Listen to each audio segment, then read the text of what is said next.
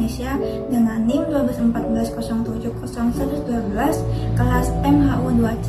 Di sini saya akan memaparkan materi jawaban ujian akhir semester mata kuliah filsafat dakwah. Pohon ilmu dakwah sebagaimana pohon mempunyai akar, batang, daun, dan buah.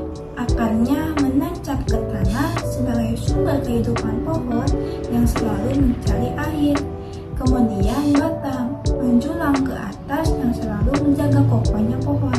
Lalu ketika pohon tumbuh subur, maka akan berbuah yang bisa memberikan sebuah manfaat atau tidaknya bagi makhluk hidup. Kemudian daun yang dapat menghidupkan lingkungan dengan kesejukannya. Dengan inilah Allah memberikan perumpamaan pohon agar selalu kita mengingat, sebagaimana akar sebagai kaderisasi, batang sebagai siasi, buah sebagai akhlak, daun sebagai syiar. Pohon yang berkualitas baik dan berbuah adanya perawatan manusia dengan cara dirawat, diberi pupuk, dijaga. Seolah-olah kita pun menjaga iman yang ada dalam diri kita agar tetap selalu beribadah kepada Allah Subhanahu wa Ta'ala. Kemudian pohon pun menghasilkan buah yang enak, manis. Itu sebagaimana dari hasil iman kita yang teguh kepada ketauhidan. Maka akan menghasilkan anak yang baik, yang memberikan manfaat kepada orang lain. Dan itu sebaliknya, jika buahnya busuk, pahit, maka akan menghasilkan anak yang buruk, tidak memberikan manfaat kepada orang lain. Kemudian, apabila pohon tumbang, maka seolah-olah iman kita pun sedang goyah atau melemah. Maka dengan adanya daunlah sebagai bentuk syiar dakwah yang dilakukan dai kepada umatku agar iman kita tetap kokoh dengan menambahkan keimanan berupa ilmu yang bermanfaat dan beramal soleh sebagai sumber kehidupan yang baik di dunia dan abadi di akhirat. Sumber pesan dakwah bersumber dua, yaitu Al-Quran dan hadis. Hakikat pesan dakwah, di mana pesan dakwah merupakan pesan berupa ajaran Islam yang dilakukan oleh dai dan makhluk.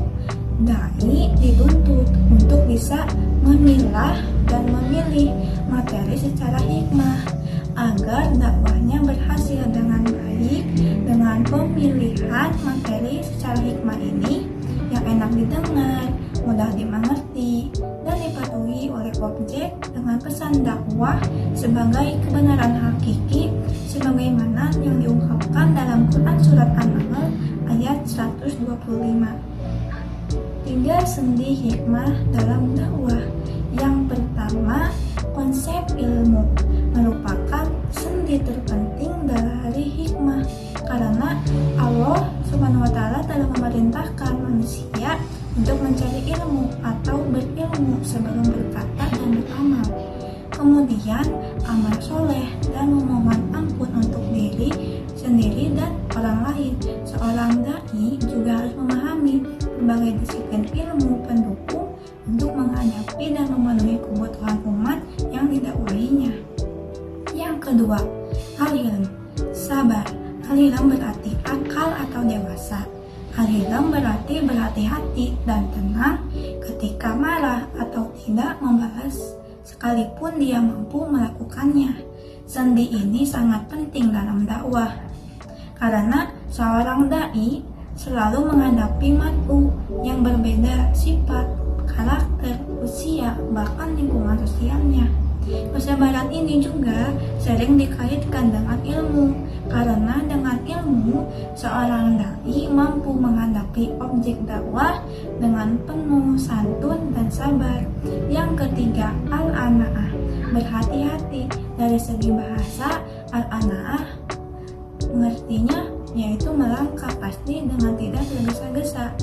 Bagi seorang dai, sikap berhati-hati membantu memperbaiki segala urusannya, dan jika tidak tergesa-gesa merupakan implikasi dari kedalaman ilmu seorang dai yang bisa melihat situasi dan kondisi objek dakwah.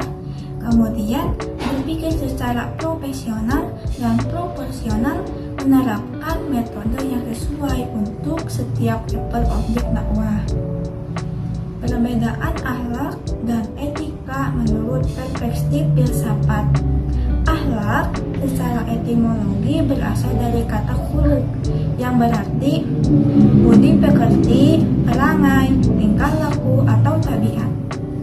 Akhlak merupakan ilmu yang mengajarkan manusia berbuat baik dan mencegah perbuatan jahat dalam pergaulannya dengan Tuhan, manusia, dan makhluk sekelilingnya. Ilmu akhlak ini merupakan hasil pemikiran yang bersumber dari wahyu, yaitu Al-Quran dan hadis. Kemudian, etika berasal dari kata ethos. Dalam bahasa Yunani kuno, berarti kebiasaan, adat, watak, perasaan, sikap, atau cara berpikir. Diartikan sebagai ilmu tingkah laku yang baik dan buruk dengan memperhatikan amal perbuatan manusia yang dapat diketahui atau bersumber dari akal pikiran manusia. Analisis penjelasan dari Bapak Dr. Asep Sodikin mengenai filsafat dakwah.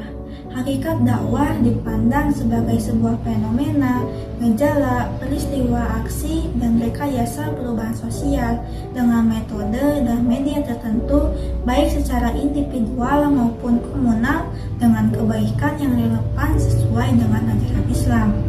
Filsafat dakwah dipandang sebagai pisau analisis, yaitu dua disiplin ilmu yang menjadi satu, yaitu filsafat dan dakwah. Filsafat berasal dari kata filosofia yang berarti cinta kebijaksanaan. Maka kita akan melihat kata hikmah dalam Al-Quran yang bisa disinonimkan dengan filsafat. Adapun cara berpikir filsafat yaitu radikal, kritis, universal, dan sistematis. Kemudian objek filsafat dakwah. Yang pertama ada formal, yaitu mengacu pada kajian dakwah. Ada ontologi, yaitu memahami hakikat manusia, pesan dakwah, tujuan masyarakat. Lalu ada epistemologi, yaitu Al-Quran menjadi sumber rujukan utama dalam menggali ilmu. Kemudian metodologi dalam proses pengayaan keilmuan disebut dengan filsafat dakwah.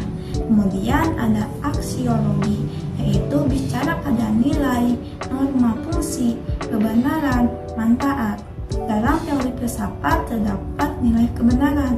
Nilai kebenaran ini mengukur keberhasilan dakwah, mengukur pada efektivitas dakwah melalui kerangka filsafat.